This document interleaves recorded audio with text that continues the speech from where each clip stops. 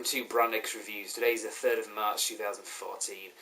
Last night saw the Oscars in America, or the Academy Awards as it's also known.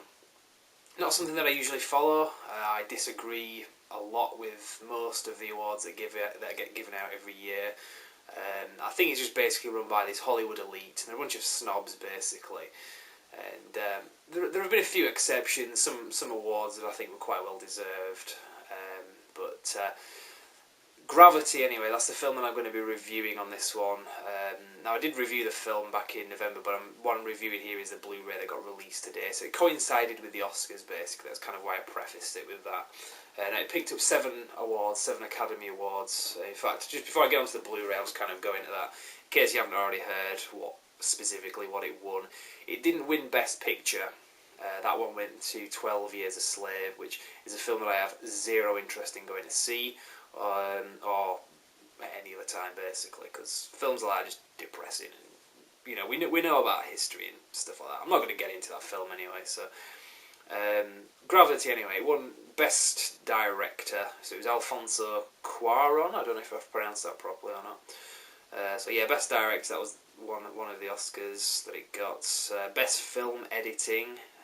Best Original Score, which I do definitely agree with.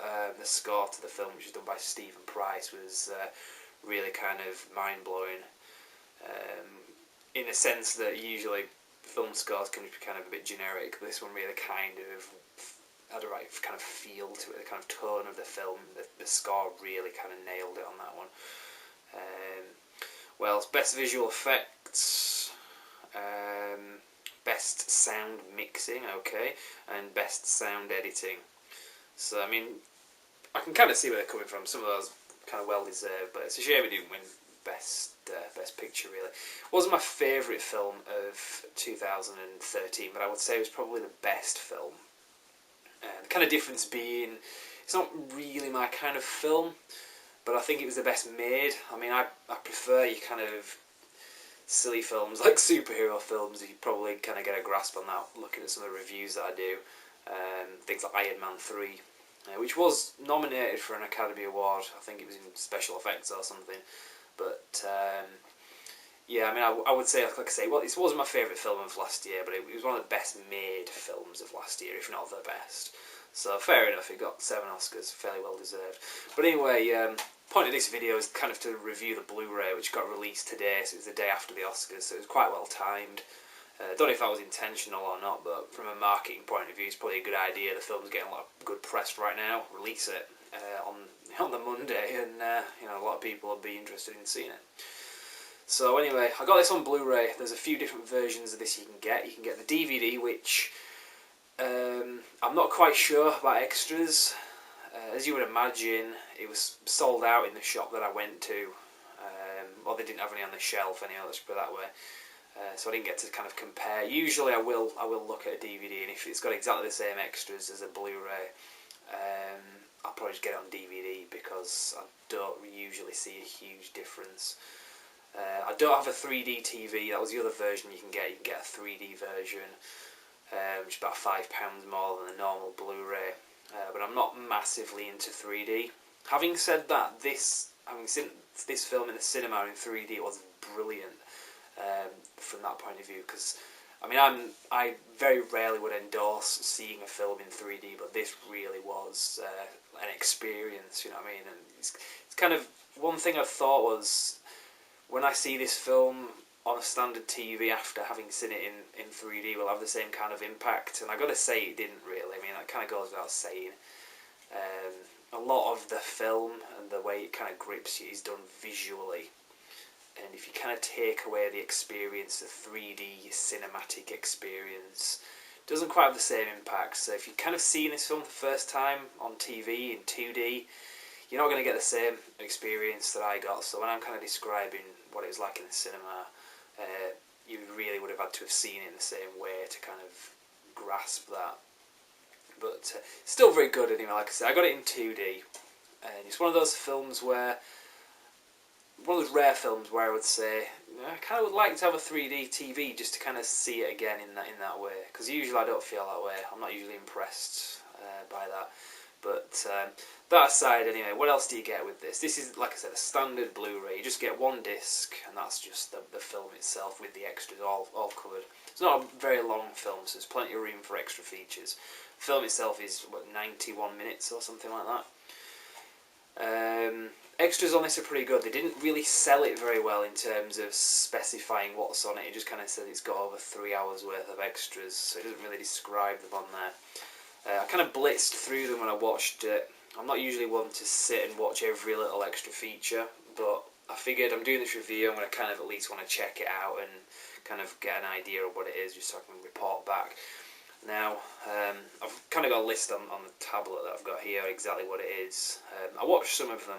I think there's 4 main things in terms of extras. There's a thing called Gravity Mission Control, which is a 2-hour thing. That's what I didn't watch. I didn't watch that, but from what I understand, it's just a standard sort of documentary that talks about how they went into the every element of the film's production, basically, including the visual effects and how they did things, the sound design and the gravity stuff as well, because it does look really good in the film.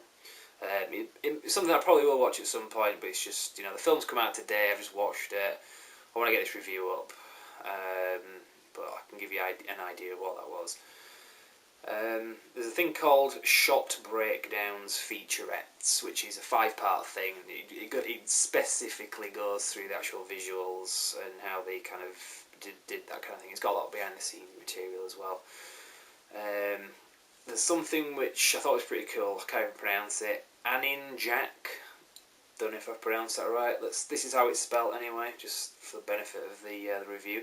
Which is a short film directed by...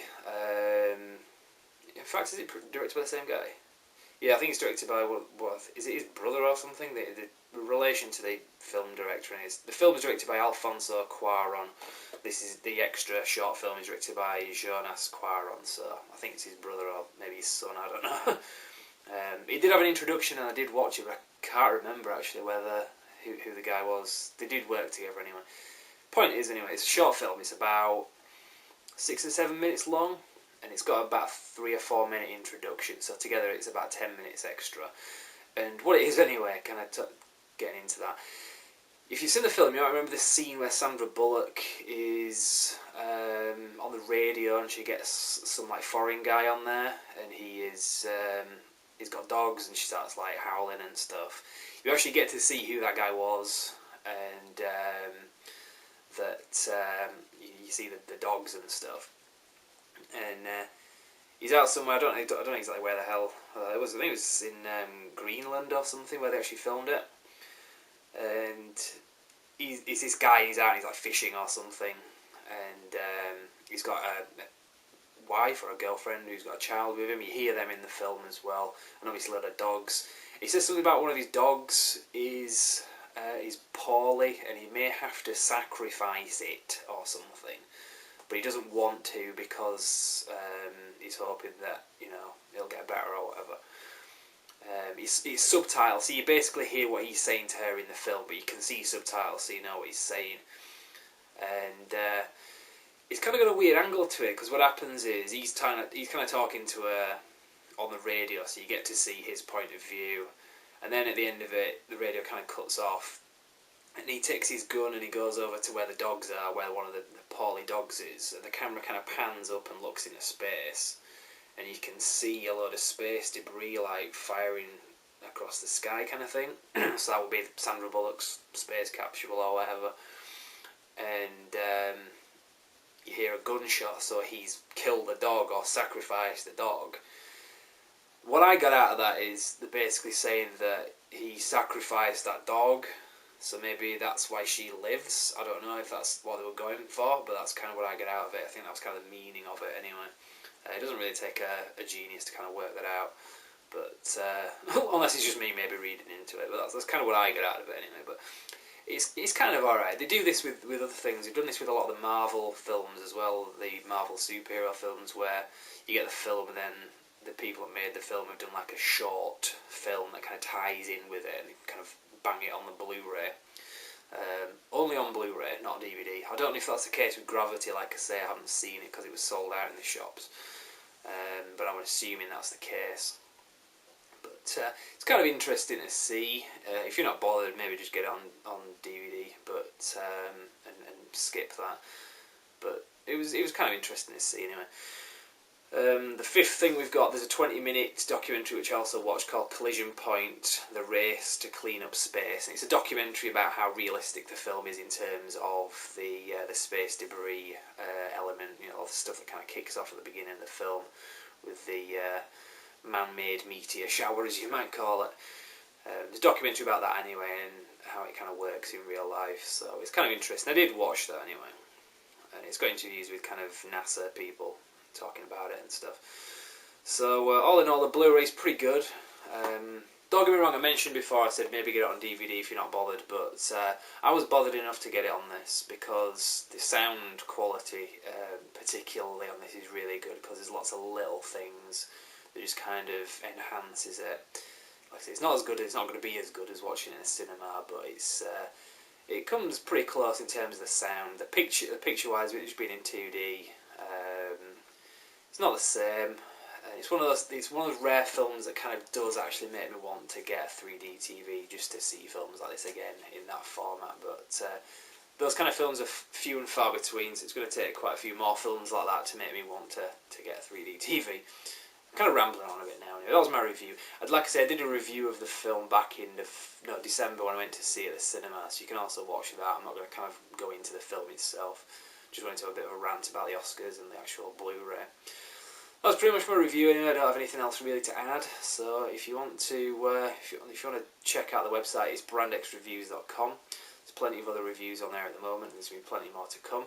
If you want to leave any comments, you can do that on the website itself, or you can go to the YouTube page and leave comments there. And that's pretty much it. So I'll see you for the next review. Thank you very much for watching.